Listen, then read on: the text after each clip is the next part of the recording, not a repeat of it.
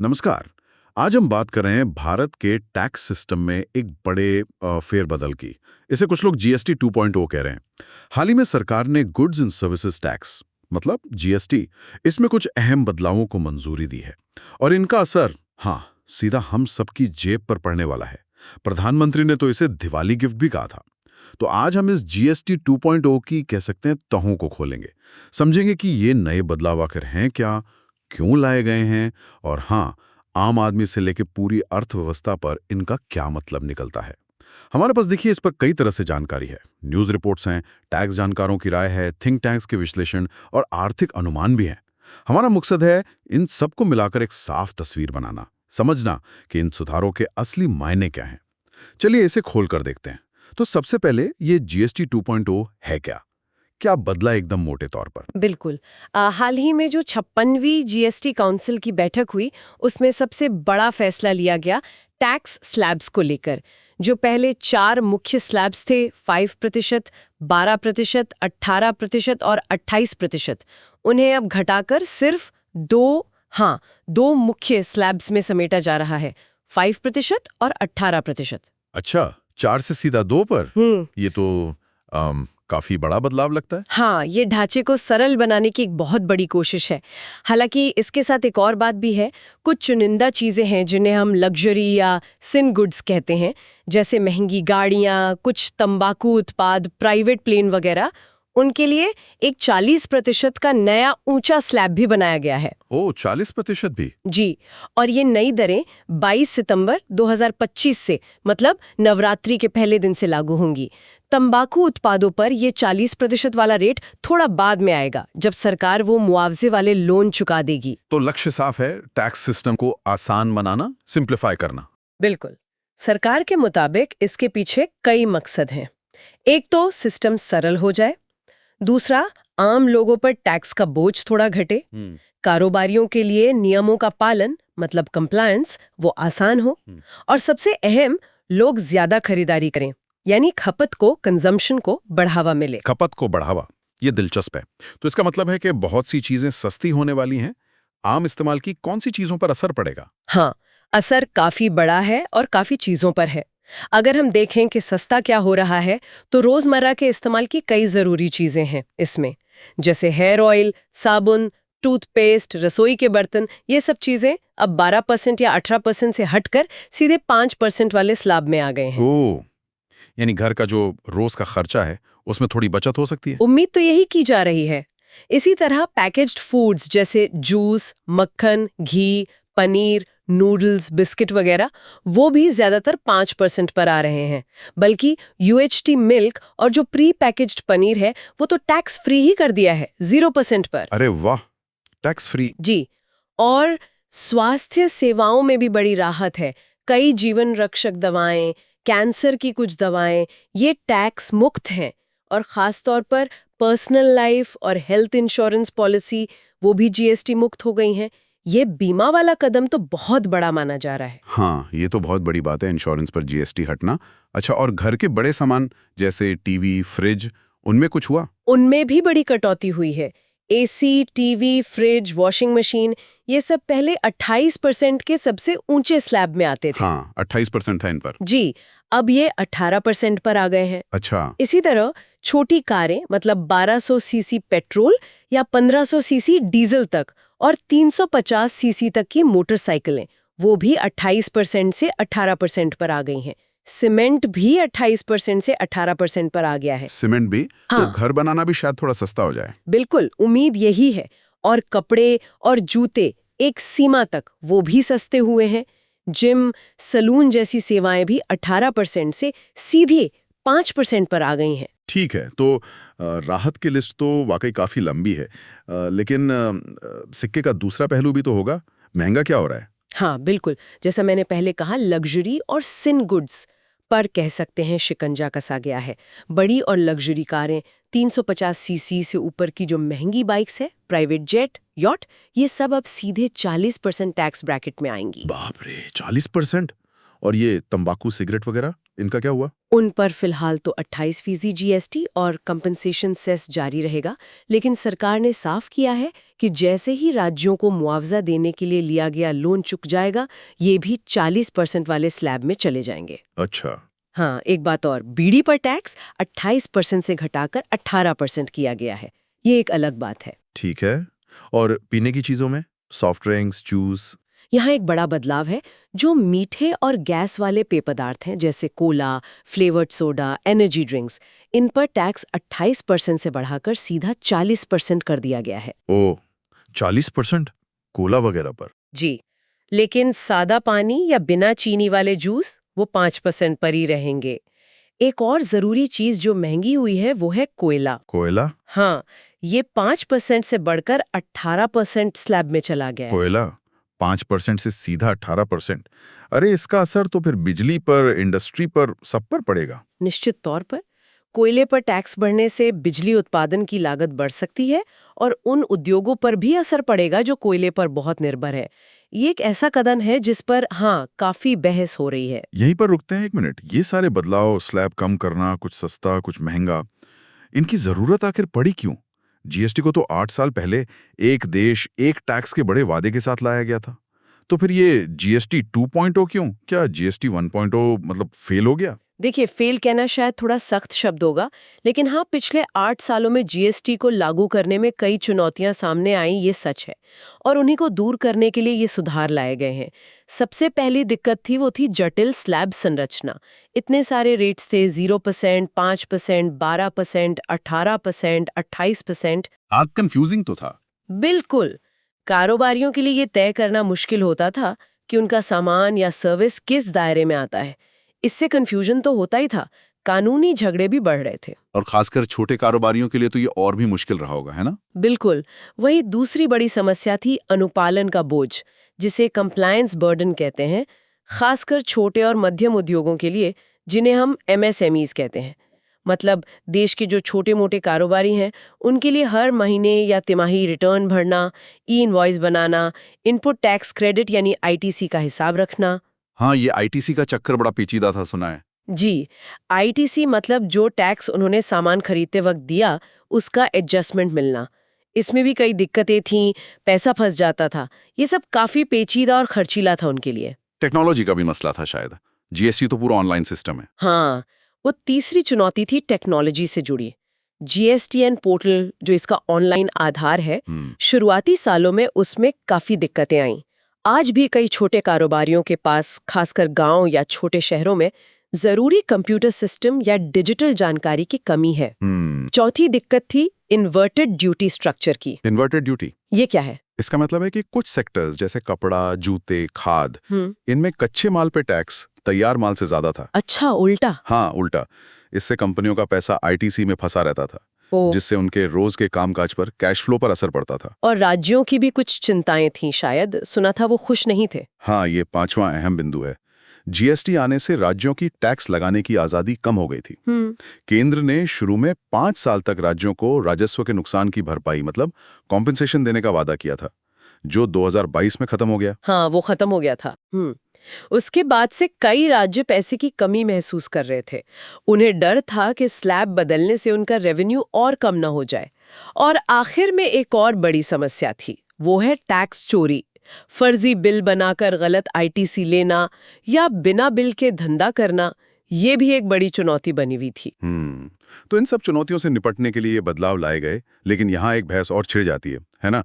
कुछ एक्सपर्ट्स कहते हैं कि असली सरलीकरण तो तब होता जब पूरे देश में जीएसटी का सिर्फ एक ही रेट होता। कई देशों में ऐसा है भी। इस पर क्या अलग-अलग राय हैं? ये वाकई एक बुनियादी बहस है और दोनों तरफ मजबूत तर्क हैं जिन्हें समझना जरूरी है। एक तरफ सिंगल रेट के विरोधी हैं, जैसे टैक्स एक्सपर्ट अजय रोटी। उनका मानना है कि भारत जैसा देश जहां आय में इतनी असमानता है, वहां सिंगल रेट लगाना ठीक नहीं होगा। क्यों? क्या दिक्कत है उसमें? उनका तर्क है कि गरीब आदमी अपनी कमाई का ज्यादा बड़ा हिस्सा खाने पीने जैसी जरूरी चीजों पे खर्च करता है। अब अगर मान लीजिए 14% या 15% का एक सिंगल रेट लगा दिया, तो आज जो आटा, दाल, दूध 0% या 5% पर है, वो सब महंगे हो जाएंगे। ये गरीबों के लिए मतलब अन्याय होगा, रिग्रेसिव होगा। हाँ, ये बात तो सही है। उनका ये भी कहना है कि भारत में अभी टैक्स देने वालों की संख्या उतनी नहीं है कि एक कम सिंगल रेट से भी सरकार को जरूरी पैसा मिल सके। इसलिए वो मानते हैं कि मौजूदा 2 स्लैब 5% और 18% और लग्जरी के लिए 40% वाला सिस्टम ये अभी के लिए सबसे व्यवहारिक प्रैक्टिकल कदम है। लेकिन फिर सिंगल रेट की वकालत करने वालों का क्या तर्क है? जैसे मोंटेक सिंह अहलूवालिया का नाम आता है। हाँ, दूसरी तरफ सिंगल रेट के समर्थक हैं, जैसे योजना आयोग के पूर्व उपाध्यक्ष मोंटेक सिंह अहलूवालिया या थिंक चेंज फोरम जैसे थिंक टैंक। उनका कहना है कि जीएसटी का जो असली फायदा है, सरलता और एफिशिएंसी, वो तभी मिलेगा जब एक ही रेट हो। अहलूवालिया ने तो 14% का सुझाव भी दिया था, जिसमें से कुछ हिस्सा शहरों की लोकल बॉडीज को भी मिले, क्योंकि ऑक्ट्रॉय हटने से उन्हें नुकसान हुआ था। इन समर्थकों को ये भी चिंता है कि ये जो 40% का अलग स्लैब बना दिया है, कहीं धीरे धीरे और चीजें इसमें न डाली जाने लगें, जिससे सिस्टम फिर से जटिल हो जाएगा, सरलीकरण का मकसद ही खत्म हो जाएगा। तो काउंसिल ने एक तरह से बीच का रास्ता निकाला। बिल्कुल। ना सिंगल रेट्स, ना पुराने मल्टीपल रेट्स। जी। 2 मुख्य दरें रखी, जरूरी चीजों को कम रेट पर या टैक्स फ्री रखा और लग्जरी या सिन गुड्स पर ज्यादा टैक्स लगाया। ये एक तरह से सामाजिक और राजस्व की चिंताओं के बीच कह सकते हैं संतुलन बनाने की कोशिश है। तो अब सबसे बड़ा सवाल, इन सब का अर्थव्यवस्था और बिजनेस पर क्या असर पड़ेगा? क्या वाकई खपत बढ़ेगी जैसे सरकार सोच रही है? इसके कई पहलू हैं और उम्मीदें काफी हैं। अर्थव्यवस्था पर देखें तो सबसे बड़ी उम्मीद खपत यानी कंजम्पशन में बढ़ोतरी की ही है। चीजें सस्ती होने से, और वो भी फेस्टिव सीजन से ठीक पहले, लोग ज्यादा खर्च कर सकते हैं। एसबीआई की एक रिपोर्ट का अनुमान है कि अकेले जीएसटी कटौती से अगले वित्त वर्ष मतलब FY26 में खपत करीब 2 लाख करोड़ रुपए बढ़ सकती है। 2 लाख करोड़? जी, और अगर इनकम टैक्स कटौती जो हुई है उसे भी जोड़ लें तो ये आंकड़ा 5 लाख करोड़ के पार जा सकता है। 5 लाख करोड़? जी। ये तो बहुत बड़ा नंबर है। जी। इसका मतलब जीडीपी पर भी अच्छा असर पड़ेगा। हाँ बिल्कुल। कुछ अर्थशास्त्रियों का अनुमान है कि इससे जीडीपी ग्रोथ में 0.5% से 0.8% तक का इजाफा हो सकता है। महंगाई दर यानी सीपीआई, उसमें भी 0.4% तक की कमी आने का अनुमान है, जैसा मॉर्गन स्टैनली ने कहा है। लेकिन सरकार के खजाने का क्या? टैक्स रेट कम करने से कमाई तो कम होगी ना? हाँ, ये एक सवाल है। सरकार का अपना अनुमान है कि इन कटौतियों से करीब 48,000 करोड़ रुपए का सीधा वित्तीय असर पड़ेगा, मतलब रेवेन्यू कम होगा। लेकिन उम्मीद ये है कि खपत बढ़ने और टैक्स चोरी कम होने से जो ज्यादा टैक्स कलेक्शन होगा वो इस कमी की भरपाई कर देगा। ये देखना होगा कि ये होता है नहीं। ये तो हुआ मैक्रो लेवल पर, पूरी इकोनॉमी पर। अलग अलग सेक्टर्स का क्या? कौन फायदे में रहेगा, कौन नुकसान में? जाहिर है कुछ सेक्टर्स को सीधा फायदा होगा, जैसे एफएमसीजी, साबुन, शैम्पू, खाने की चीजें बनाने वाली कंपनियां, ऑटोमोबाइल खासकर छोटी गाड़ियां और bikes, consumer durables, AC, TV, fridge, cement sector, retail, बीमा खासकर लाइफ और हेल्थ इंश्योरेंस, सस्ते कपड़े और जूते बनाने वाले, इन सबको सीधा फायदा मिल सकता है। और नुकसान में कौन रहेगा? देखिए, तंबाकू कंपनियों, महंगी गाड़ियां और बाइक्स बनाने वाले, मीठे पेय पदार्थ बनाने वाली कंपनियों, ऑनलाइन गेमिंग, इन पे 40% टैक्स का नकारात्मक असर पड़ सकता है। और जैसा हमने बात की, कोयला महंगा होने से कोयला आधारित इंडस्ट्री पर दबाव बढ़ेगा। कुछ सेक्टर्स जैसे बैंक, फार्मा, टेलीकॉम पर शायद सीधा असर कम हो, लेकिन अगर पूरी इकोनॉमी में तेजी आती है तो उसका फायदा उन्हें भी मिलेगा। और छोटे कारोबारियों का क्या? एमएसएमईज, उनके लिए क्या बदलेगा? उनके लिए तो कंप्लायंस एक बड़ा सिरदर्द था, वो बताया।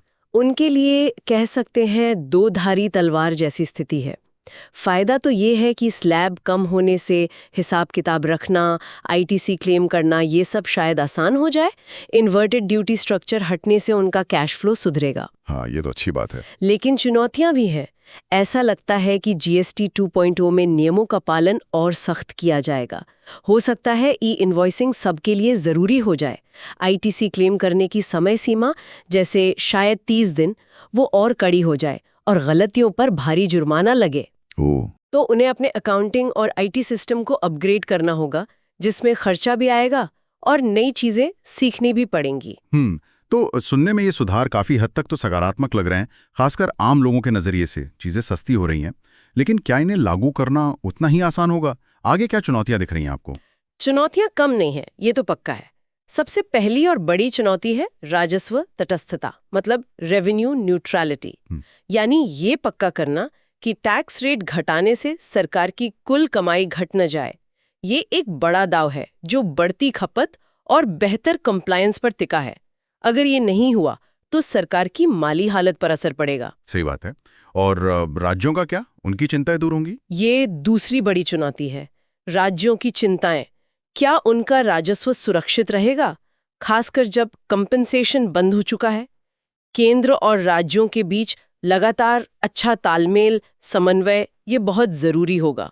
और जमीनी स्तर पर लागू करने में, मतलब इम्प्लीमेंटेशन में? दई तीसरी बड़ी चुनौती है क्रियान्वयन, इम्प्लीमेंटेशन। लाखों कारोबारियों को अपने billing system, accounting software update करने होंगे। जीएसटीएन पोर्टल को भी इन बदलावों के हिसाब से तैयार रहना होगा। इसमें शुरुआती गड़बड़ियां, टीथिंग प्रॉब्लम्स हो सकती हैं। हाँ, वो तो होती ही हैं। चौथा, ये सुनिश्चित करना कि टैक्स कटौती का फायदा ग्राहकों तक पहुंचे। ऐसा ना हो कि कंपनियां दाम कम ना करें और सारा फायदा खुद रख लें। हाँ, ये बहुत जरूरी है। इसके लिए कड़ी निगरानी चाहिए होगी। शायद वो जो एंटी प्रॉफिटेरिंग वाले नियम थे उन पर फिर से सोचना पड़े। और वो जो क्लासिफिकेशन वाले झगड़े थे कि कौन सी चीज किस स्लैब में आएगी, क्या वो अब खत्म हो जाएंगे? पूरी तरह शायद नहीं। अब झगड़ा इस पर हो सकता है कि कोई चीज 5% में आएगी या 18% में। इसके लिए नियमों में बहुत ज्यादा स्पष्टता, क्लैरिटी लानी होगी। और हाँ, एक बात और, अब पेट्रोल, डीजल, शराब को जीएसटी के दायरे में लाना शायद और भी मुश्किल हो जाए। क्यों? क्योंकि राज्य अपने राजस्व के इन बड़े स्रोतों को छोड़ने के लिए शायद ही तैयार हों, खासकर जब बाकी चीजों पर टैक्स कम हो रहा है और उन्हें पैसे की जरूरत है। और आखिर में ये समझना होगा कि सिर्फ दरें बदलना, रेट्स बदलना ही काफी नहीं है। जीएसटी को वाकई असरदार और बिजनेस फ्रेंडली बनाने के लिए गहरे सुधार चाहिए, जैसे रजिस्ट्रेशन की प्रक्रिया और आसान हो, रिटर्न भरना एकदम सरल हो, और सबसे ज़रूरी, जो रिफंड्स अटके रहते हैं वो जल्दी और आसानी से मिलें। तो कुल मिलाकर देखें, जीएसटी 2.0 एक बड़ा कदम है।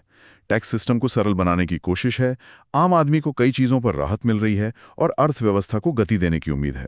रोज़मर्रा की कई चीज़ें सस्ती हो रही हैं, जिससे खपत बढ़ने की उम्मीद है। ये अच्छी बात है। लेकिन वो सिंगल रेट वाली बहस अभी खत्म नहीं हुई है और इसे लागू करने में राजस्व की, टेक्नोलॉजी की और राज्यों के साथ तालमेल की कई चुनौतियां सामने खड़ी हैं। बिल्कुल।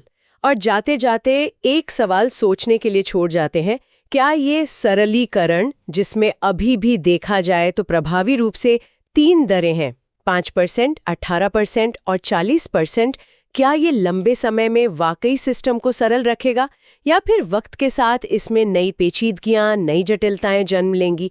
जैसा कि कुछ लोग आशंका जता रहे हैं कि 40% वाले स्लैब में धीरे धीरे और चीजें डाली जा सकती हैं। और टैक्स रेट से आगे बढ़कर जीएसटी को असल मायने में कारोबार स्नेही, पारदर्शी और प्रभावी बनाने के लिए अगला ठोस कदम क्या होना चाहिए? इन सवालों के जवाब ही तय करेंगे कि जीएसटी 2.0 कितना सफल होता है। इस गहरी और वाकई जानकारी भरी चर्चा के लिए बहुत बहुत धन्यवाद। उम्मीद है हमारे श्रोताओं को जीएसटी 2.0 की ये पड़ताल उपयोगी लगी होगी और उनके कई सवालों के जवाब मिले होंगे। अगले अंक में फिर मिलेंगे एक नए विषय के साथ। नमस्कार।